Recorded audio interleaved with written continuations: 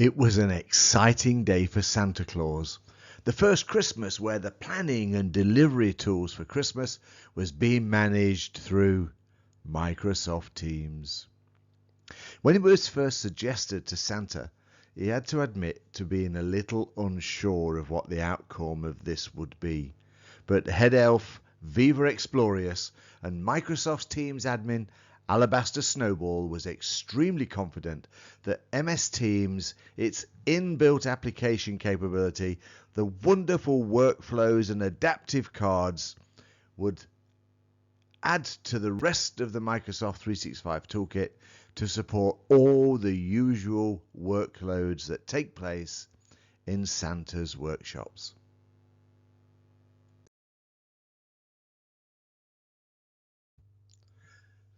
So we're going to start off with the very first application that they tested in Snowland in Santa's workshop, because it's something that starts in January every year and runs all the way through to December.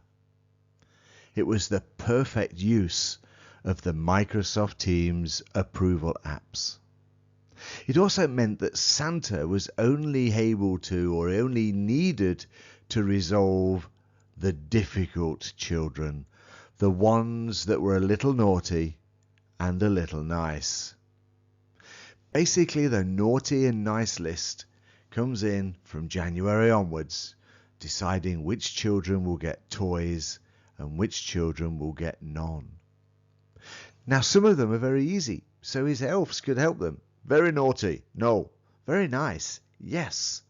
But those tricky decisions where the children were both naughty for a little bit and nice for a little bit meant that Santa did not have to wade through all the obvious ones and only had to use his magic sprinkling of Christmas powder to decide a very small percentage, and all he had to do was go yes or no, or yes or no, or yes or no, and not one sheet of paper in sight anywhere.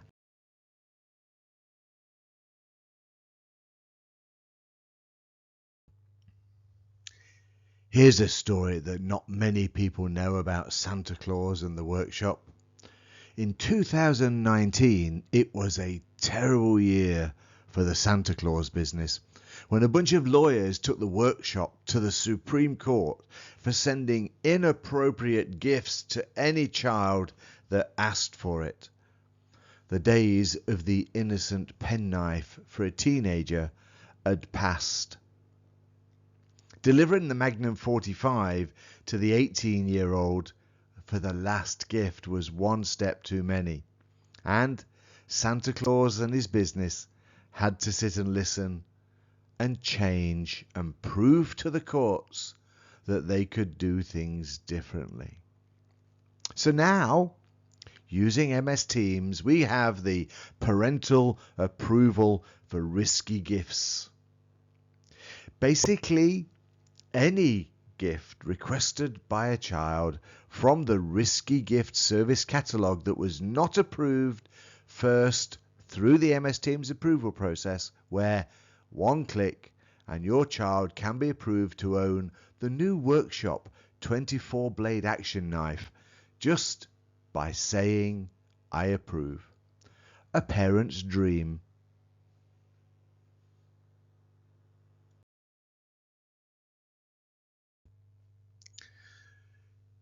You won't believe how many letters Santa in the Santa Claus business receives every single year. We are talking thousands and thousands of letters every single day, especially at the peak period of the year after Thanksgiving and through to first delivery on the 25th of December. In the past, we had hundreds and hundreds of elves answering thousands of letters every day. But now, AI takes care of 70% of all incoming letters to Santa. Updating the naughty and nice lists where the letter is very inappropriate, and responding with an AI handwritten reply that includes the names and the address and a contextual message based upon the opening letter. There are high hopes for this process, being able to use AI to be able to plan and provide information on next year's gifts and the gifts after, and being able to work out which gifts people really liked and which gifts didn't get played with for too long is supplying so much data to the Santa Claus business that they are gonna retain the top spot for any gifting holiday in the world. Incoming letters to Santa answered by AI.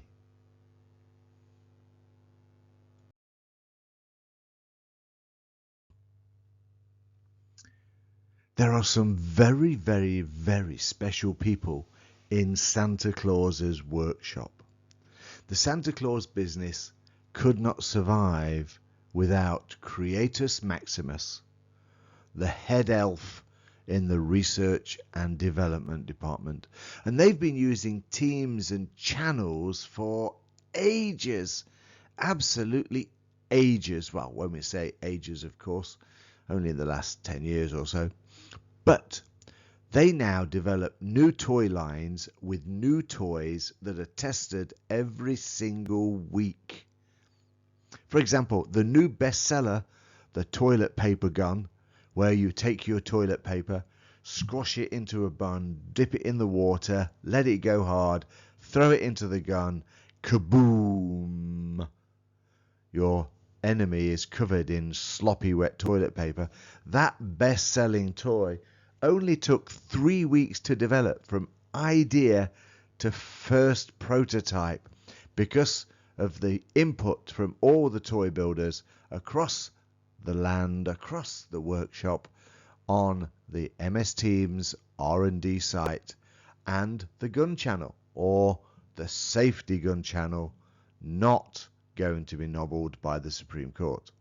But that channel, yeah, planning new toy lines, one of the best uses of Microsoft Teams in Santa's workshop.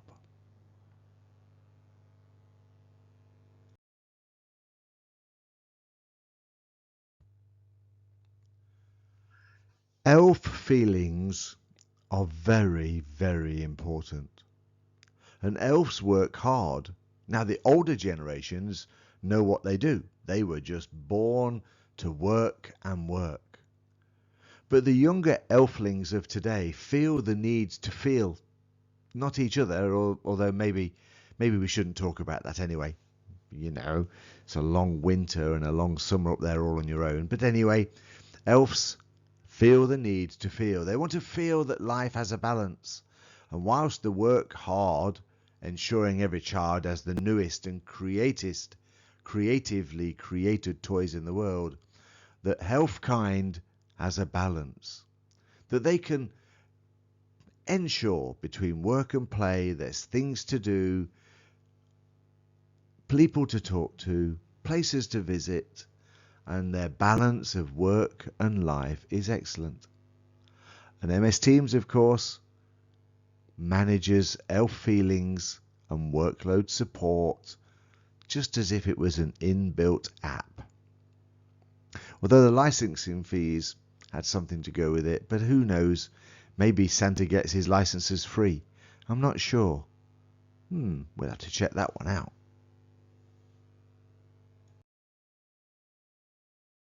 The problem in the past has always been, how do you get good feedback on a great toy?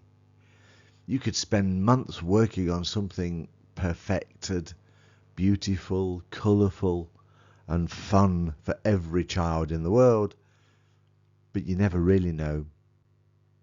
ever really know whether it's perfect. But for the first time this year, all new toys that have been sent out from Santa's workshop are all tracked and all fed back with their own adaptive card telling you how long it's being played for and whether there's any problems with it. Software-based toys pass back lots of data to help improve the next generation of toy developers and toy builders. They things like playability, the number of hours that it's actively used, any errors that comes up from it, and it calculates a date when it was last used by monitoring movement and power usages. All very well for software or electronic toys, but what about good old-fashioned rope, string, horses on wheels, dolls? Well, they all have a barcode, and that barcode can be scanned to report any damages that takes that unique code, because we know where we deliver every toys, all tracked by barcode and QR code. And so we can report problems if parents scan the code and report a problem, but next year we make sure they get a bonus toy, something they didn't ask for, but something we know they wanted.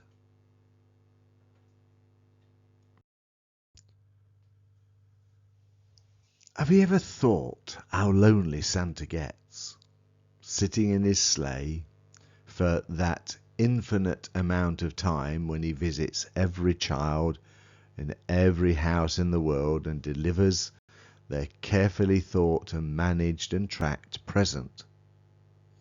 Well, this year he has one big improvement. Santa Claus goes packing with MS Teams walkie-talkie. Yes, he has the ability at any time to talk back to Delivery Control, the special Santa Claus logistics department, where they're able to make sure that he's on the move, that there are no problems, and that the reindeer have not run out of magic hay.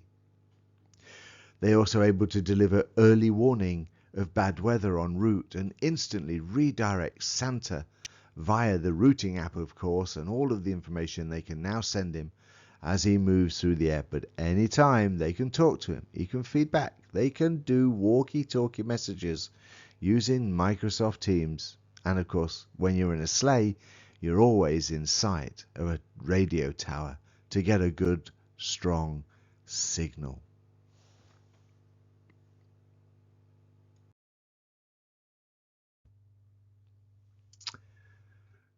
Hi, this is Steve Dalby here, of course, giving you some of the working examples that Santa has been using MS Teams for in his workshops to deliver, wow, that one important present to every child in the world.